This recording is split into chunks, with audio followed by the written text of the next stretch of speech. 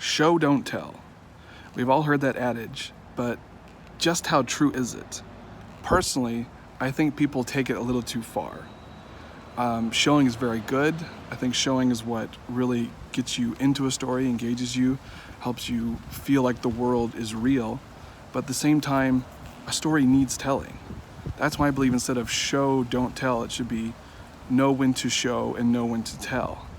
Like with showing, that should be for more like getting someone into the feelings, the sights, the smells of a story, or letting people know like how the character is feeling without saying it outright, because that's more engaging. But with telling, that should be about like pacing and expediency. Sometimes you can't just belabor the point. Sometimes you got to move on, and that's when telling's important. For example, maybe you have a scene in your book involving a car trip, and it's not that important. So you could say, you know, the car trip back was long, and he did not enjoy it whatsoever.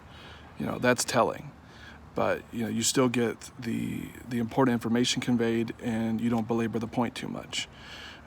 If that car trip seems more important, maybe you'd say, you know, he rode the entire way with his fists clenched and his eyes downcast, and he refused to even look up at the front seat where his father drove.